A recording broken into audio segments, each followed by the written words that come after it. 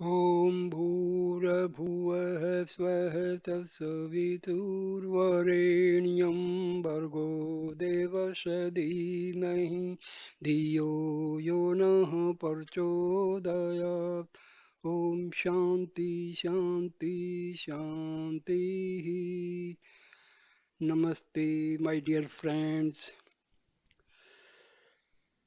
भगवान Shri Ramana Maharshi recommended 6 books to Annamalai Swami. The books were Ribhu Gita, Ashtavakra Gita, Kaivalya Navanitam, Elam Andre, Yoga Vasishtha, and Surpa Saram. I have made video on Elam Andre. Today I will be making video on Sorupa Saram. Sorupa Saram means the essence of one's own true nature. So this is a very good book for those who are doing sadhana through self-inquiry to realize the self and aspire for liberation. So these books are very helpful for them. So Sorupa Saram, it was written by a Tamil sage Sorupananda. The Sorupa Saram, the basic meaning of this book is the essence of one's own true nature. Sorupa Saram, also known as Savrupa Saram, when it is spelled in the Sanskrit way, is a Tamil Advaitic work that was composed by Sorupa Nanda, a distinguished Tamil saint and guru who lived near Virai, a Tamil town probably around the end of the 16th century. He is associated historically with Tatvaryar, an eminent scholar who was also his sister's son. The following biographical information about them has been taken from a Tamil introduction to Sorupa Saram. Sorupananda and Tatvaryar were fluent in Sanskrit and Tamil, and both were learned in all the Shastras. However, the true realization dawned upon them that the profit to be gained from this limited knowledge, however praiseworthy, did not have the power to grant freedom from birth in the way that true knowledge does. They realized that it showed a lack of judgment on their part to devote their time any longer to the acquisition of this limited knowledge, which confirms advantages in this life only. By doing so, they would waste a human birth, something that is very hard to attain. Since they were both overcome by a desire to free themselves from worldly attachments, they devoted themselves to the task of seeking out a Sadguru who could bestow jnana. Having made this resolution, the two of them, before leaving their dwelling place, made an agreement with one another. Whichever of us is first to obtain the fortune of a Guru's darshan, he shall assume the position of Guru to the other. They then set out on a pilgrimage, Sorupananda to the south and Tatvaryar to the north. Upon the bank banks of the Kaveri in a holy place called Govattam. Swarupananda had a miraculous experience in which he attained a tranquility of mind that had thus far eluded him. This occurrence is due to the presence here of some great Mahatma, he decided. Upon consulting the learned people in that place, he discovered that a great being called Sri Shiva Prakasa Swami dwelt there in a patch of rushes immersed in perpetual samadhi. However, he ascertained that on a few occasions he had been known to come outside in the morning time. Going immediately to the holy presence of that Sadguru, he waited until Shiv Prakasa Swami emerged from his state of absorption and came outside. Making obeisance in the proper manner, he beseeched him to accept him as his devotee. When he had received the Guru's grace, Swarupananda waited for Tatvaryar return. Tatvaryar had travelled to the north, but he had not obtained the darshan of any Guru. When he lost all hopes of doing so, he gave up his search and returned to the south. On his way, he had the good fortune to meet Swarupananda, who by that time had realized the self. Tatvaryar then received the grace of his uncle, whilst Swarupananda and Tatvaryar were peacefully dwelling in this way as Guru and disciple. Swarupananda one day ordered that oil be brought for an oil bath. Since that day was Amavasya, new moon, the disciple was acutely aware of the Shastraic injunction that an oil bath was forbidden on the day of ancestors. But today is Amavasya, he said. On hearing this, Swarupananda said, what have all the prohibitions of the Shastra to do with sadhus? Although you have dwelt in my presence for many days, you remain unable to free yourself from the constraints of the Shastras. Is there really any advantage in your remaining here any longer? Thus, by means of this question and answer, he confirmed his suspicion that for Tatvaryar, birth was not yet at an end.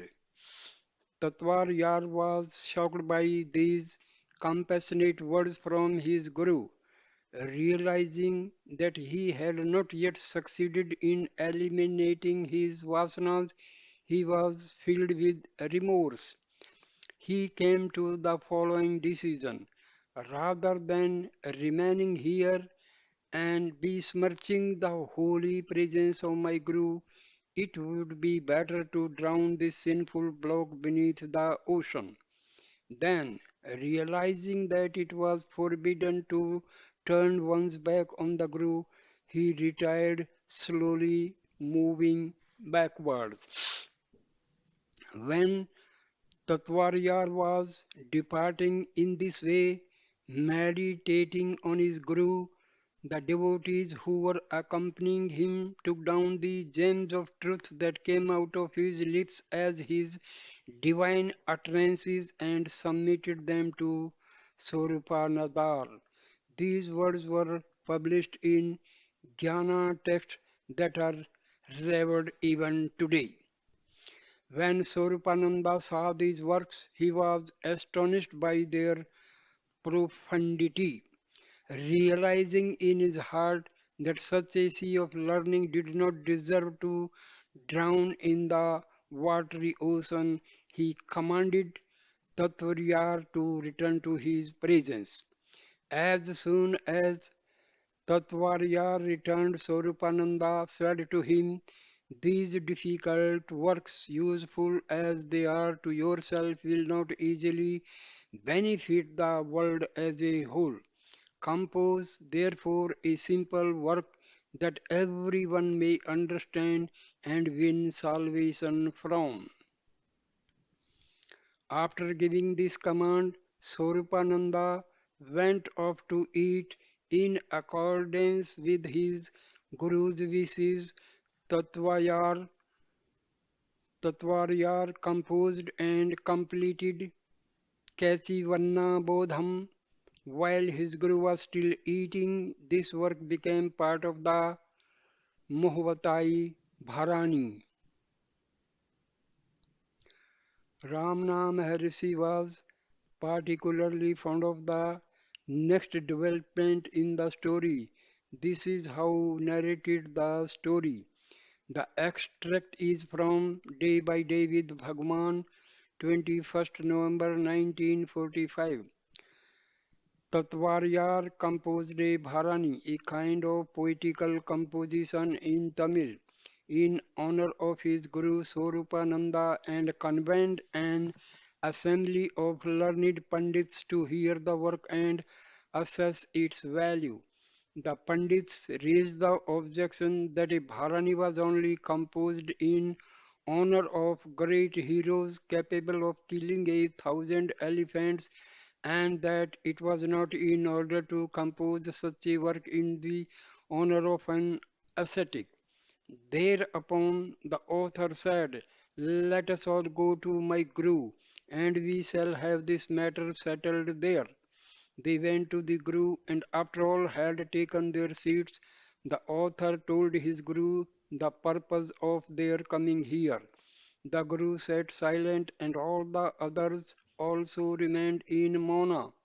The whole day passed, night came, and some more days and nights, and yet all sat there silently, no thoughts at all occurring to any of them, and nobody thinking or asking why they had come there.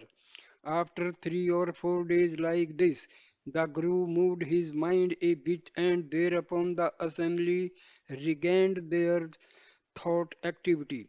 They then declared, "Conquering 1,000 elephants is nothing beside this Guru's power to conquer the rutting elephants of all our egos put together. So certainly he deserves the Bharani in his honor." Though Tatvaryar was the author of many verses, most of which have disappeared, Swarupananda himself only wrote one poem. This was Swarupa Saram, a distillation of his Advaitic experience. This work was highly regarded by Ramana Maharishi. When he gave Annamalai Swami a list of 6 books to read, he included Swarupasram on a list that also included Kaivalyanavanitam, Ribhu Gita, Astavakra Gita, Elamondre, and Yoga Vasista. This recommendation puts the text in very distinguished company. This is the first ever English translation of Swarupasram. It has been translated by Dr. T.V. Venkata Subramanian and Robert Butler and edited by David Godman. The verses themselves are by Swarupananda, and the interpolated questions, answers, and comments are by a later unknown commentator. However, these additional remarks have always been associated with the work, and they are now regarded as being an integral part of it. Benedictory verse addressed to the self. Verse number 1. May the unique self, which appears as various objects in the same way that gold takes the shape of the mold into which it is cast, be our support and guide for composing this work. Swarupasram, which proclaims that the nature of the world is only consciousness. Now starts the text. Verse number 2. Since the three kinds of differences do not exist, everything is only consciousness. The certainty of the existence of consciousness is stated in this way. Since there is nothing at all that is different from consciousness, the five elements, along with the five senses and the five organs of sense, all these are consciousness only. Whatever is in the beginning, in the middle, and in the end, all these are also consciousness. The indescribable illusion is also consciousness. The one who perceives everything and the act of perceiving are also consciousness.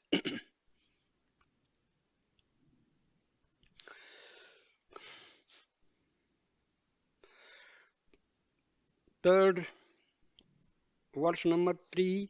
Question. Is there a logical way of concluding that everything is consciousness alone? Answer. Yes, there is. All the world's diversity, which derives from the misperceptions of the mind and which appears to be real, is it not the witness consciousness alone? Hence, everything beginning with liberation and including purity and impurity, joy and misery, that which is and that which is not, is only being. Fourth verse. Question. If all is being, do objects appear as one's own self, which is being consciousness bliss? Answer. Yes, they do. In whichever direction I look, there is absolute perfection. The real nature of all the holy waters is blissful consciousness. The real nature of all the verses praising the Lord is bliss. Apart from me, what other form can exist? Verse number 5. Question. Is the above statement merely verbal or is it experienced? Answer. It is experienced as well. My Guru instructed, Sir, the world appearance and its substratum, all these are you. There is no one who does not say I. Therefore, enquire thoroughly into the I. If this is known intently and thoroughly, one can say, I myself am pure consciousness, hence I am the primal entity. Verse number 6. Question. Which entity had this experience of the self and when did the experience arise? Answer. It is experienced by myself and the experience is ever present. I saw my real nature as pure consciousness. I see only myself and not the great multitude of the world. Simply because I had not looked at myself thoroughly, did I at any time cease to exist. Verse number 7. Question. If everything is only the self, why are the names many? Answer. The many names do not make the self multiple. Since everyone abides as I and declares himself to be I, right up to Ishvara, there is nothing other than me. The same person is addressed differently as son, brother, and father. But for that reason, will the body of the person become different? Verse number 8. Question. If so, the known and the knower will be different? Answer. No, they won't be different. It is myself who remained as the seer I. Those objects that were rejected as not I, these two are myself. It is like someone who goes to sleep at night as himself, manifests in dream as the form of the seer and world and then wakes up as himself. Verse number 9. Question. What is the inherent nature of the self that shone as everything? Answer. It is shining by itself as itself. The self that shines as the body, as the beloved soul, as all the actions, as ignorance, as the enjoyment of true knowledge, as the blissful reality, and as the one consciousness, that indeed is my own real nature.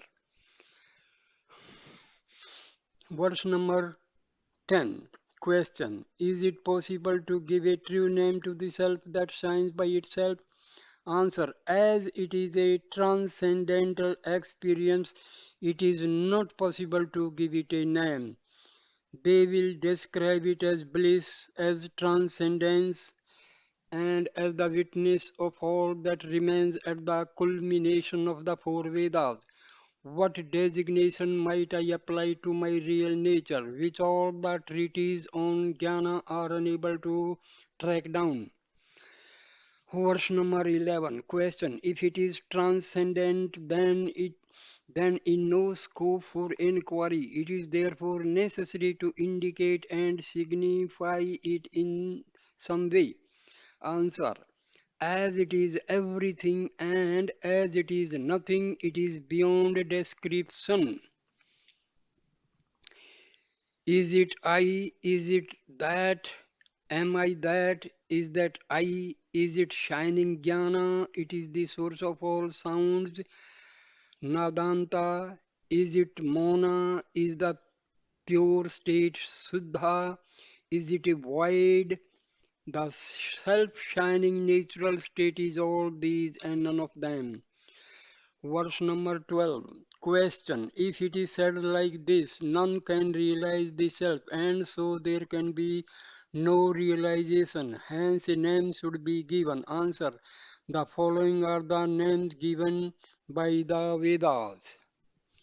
Enlight, enlightenment is I, liberation is I, perfect bliss is I, being is I, consciousness is I, tranquility is I, purity is I, that which is unique and beyond the scope of the Vedas is I, pure consciousness, the source of all is I. This I is Atma, remember. Atma, or you can say Brahma, because there is no difference between Atma and Brahma. We have to keep these basic knowledge always to understand. Uh, Verse number 13. Question. Are all these descriptions experienced? Answer. They are experienced and also transcended. Transcended. My son, I became and dwelt as the indescribable experience, transcendental joy, and everything else. I felt no need to declare. I have rid myself of the misery causing karma. I recovered myself and have been freed. Verse number 14. Question. What is the benefit arising from this experience? Answer. It is becoming the ruler of the kingdom of liberation.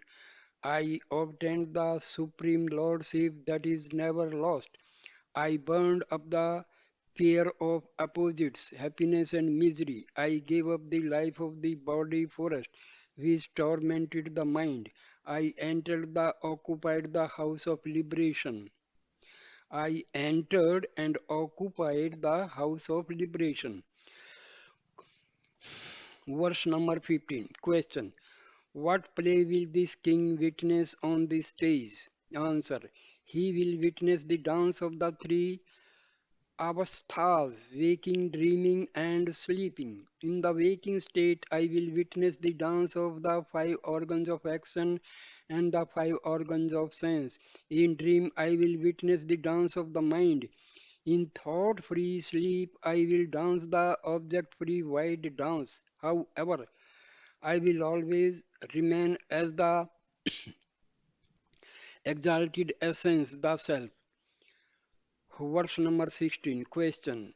Where was this experience when you were regarding happiness and misery as I? Answer. Then, too, I was remaining as the self, I was nothing else. Who was the one who remained as the ego? I. If I see him, I will not allow him to take up the form of the body. Only the I, whose form is consciousness, is the real I. All other I's will get bound to form and go through birth and death. Verse number 17. Question. The self is immutable. Will it not get bound if it gets involved in activities? Answer. As the self remains a witness like the sun, it will not get bound.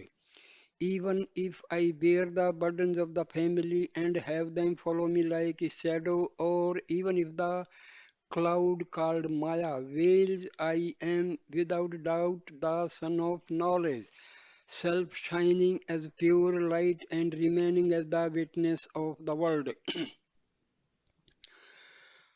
Verse number 18.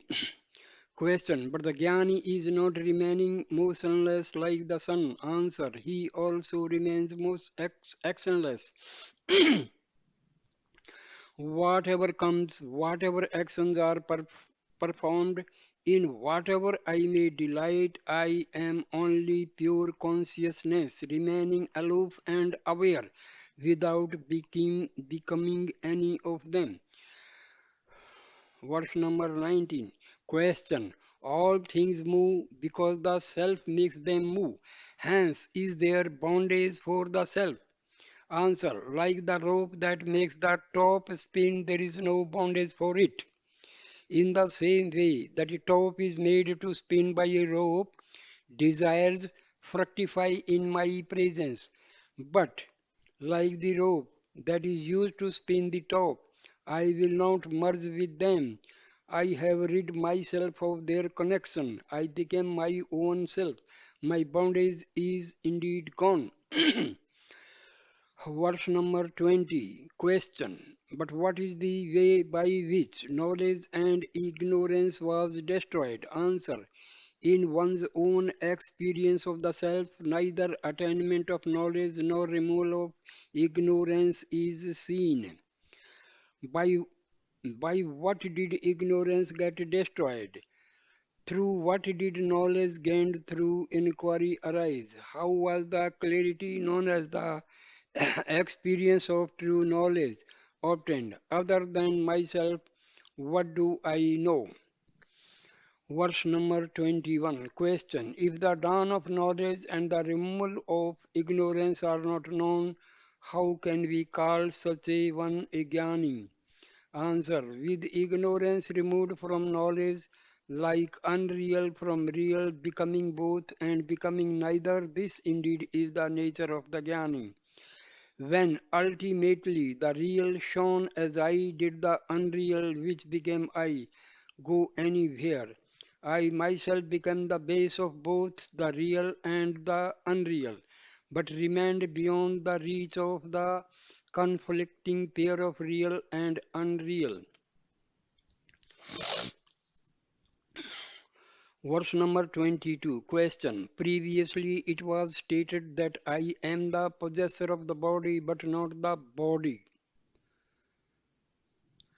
Now it is said, I will remain different from the body and also be the body, which is true. Answer.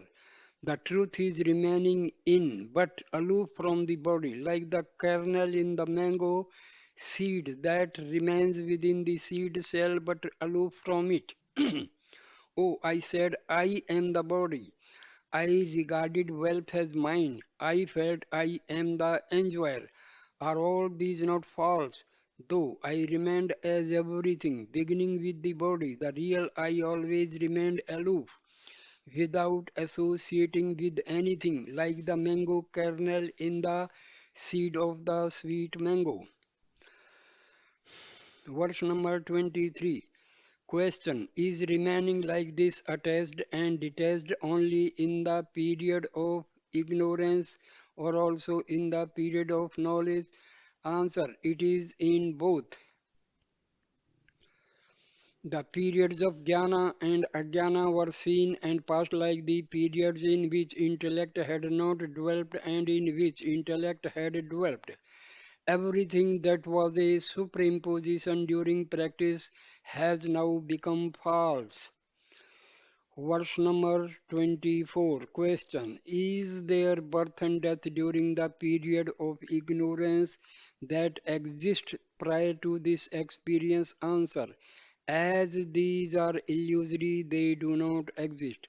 Oh, where was I now born? Where was I born?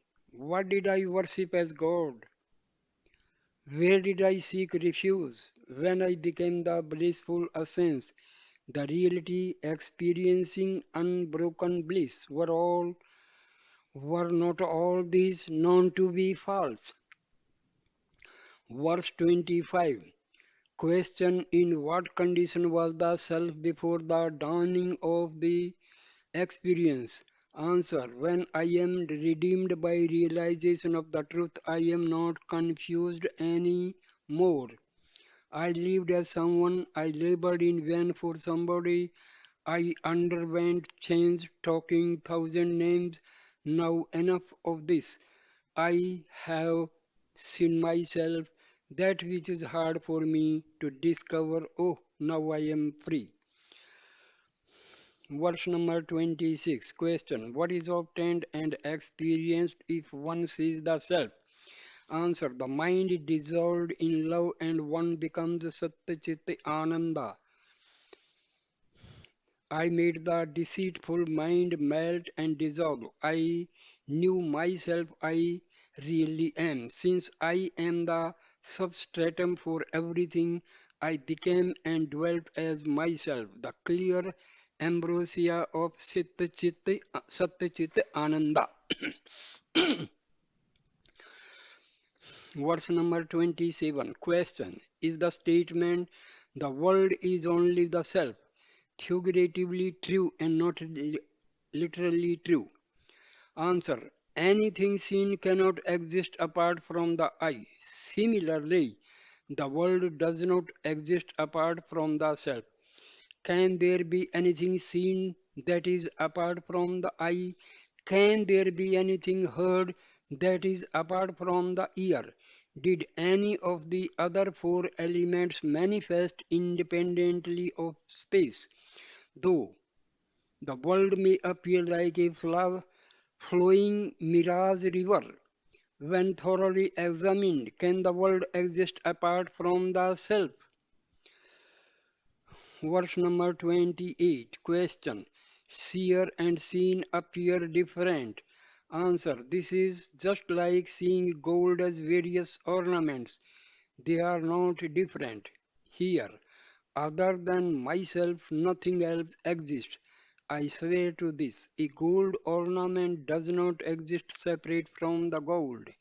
In the same way that one can change the shape of gold and give it different names, I described myself in various ways.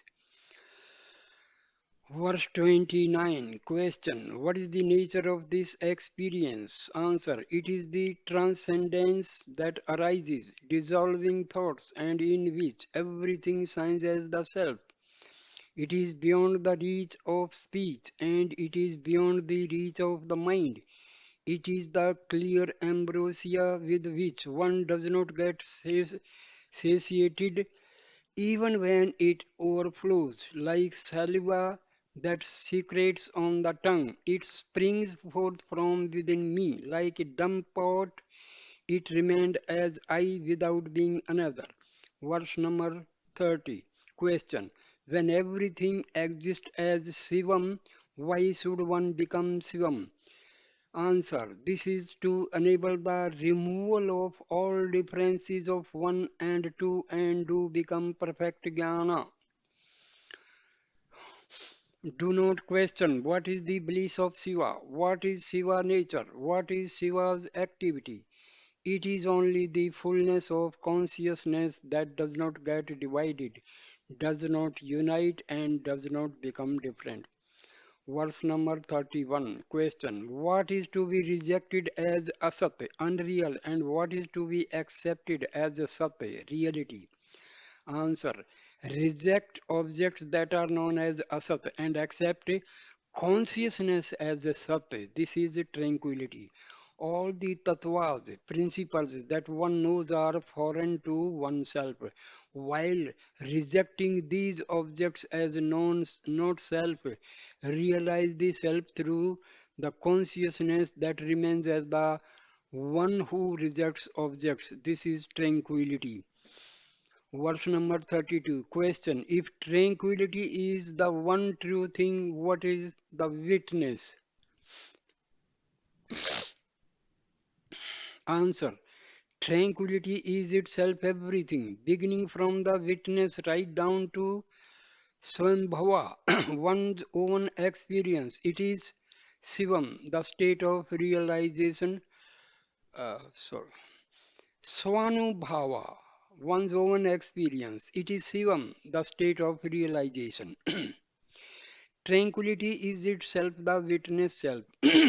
The witness self is itself Brahma. Brahma is fullness.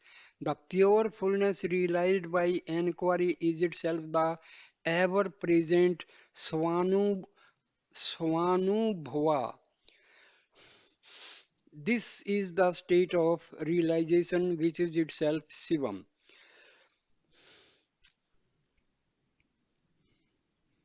Verse number 33. Question. Even if the mind subsides, Sayudzam, union, is attained only when Maya is destroyed. Answer. The destruction of the mind is itself the destruction of Maya, and hence it is Sayudzam. I have seen the way of the birth of the mind that leads to the birth of the world and the birth of the doer, the ego I. The non-subsidence of the mind is itself Maya. The firmness of those who destroy this Maya is Sayudzam. 34. Verse number 34. Question. If this is Sayudzam, where will the past karmas go? Answer. In this experience, they will disappear without leaving a trace. I rid myself of the fear that arises from the misery of imagining. I underwent an endless succession of births and deaths. All of the ancient world has become the vast empty expanse that is my own self, since everything other than myself is false.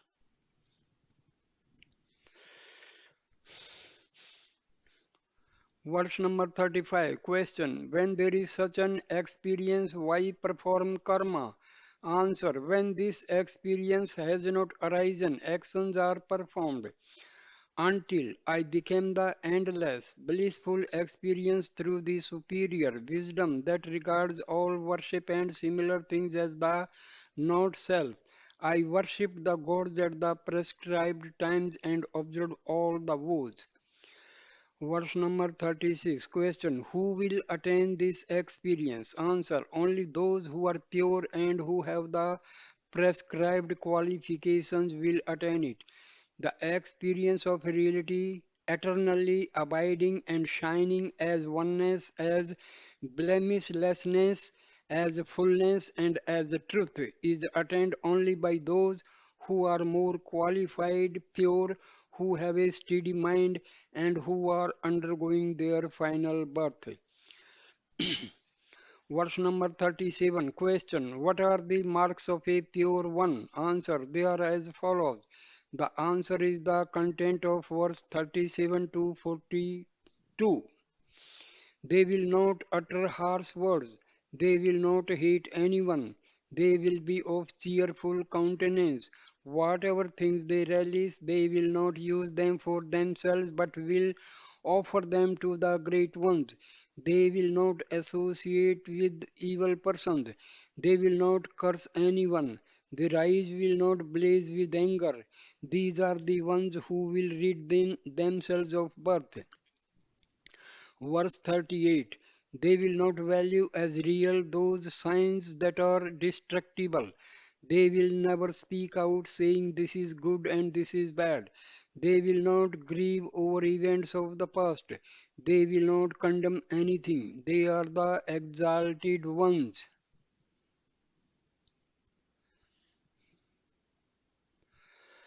39. They will not speak contemptuously of the ordinance of the Vedas. They will not remain without chanting and melting with devotion as long as they live. They will not forget death. They will not get attached to this world through weakness of mind. They are the ones who will not be born again. They will not experience at all sudden movements of the mind. They will only desire to know the path of salvation. Their minds will not get immersed in attachment, saying greedily, this is my wealth, my house, my wife, and my children. Such are the mature ones.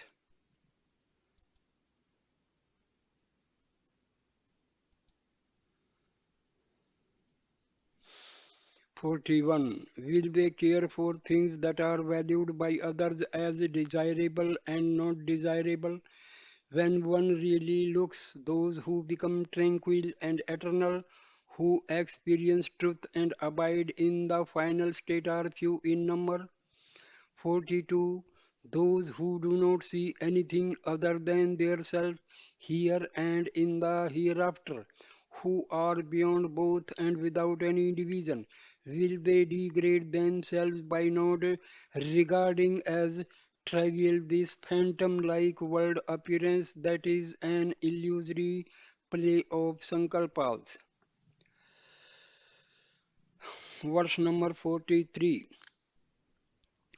Question. Shastra Vasanas, a latent desire for scriptural knowledge or the Vasanas of knowledge and ignorance. Will these two not arise in those Gyanis even though forgetfulness? Answer. As these are Vasanas, they will not arise. During every superimposing avastha, the liberated one clearly knows that the illusion of sound and the illusion of real and unreal are only the illusion of the mind because he knows that the superimposed avastha that appears and disappears is false. Verse number 44. Question. If this is so, for such ones, what constitutes the worship of God? Answer. Worship is only seeing the self.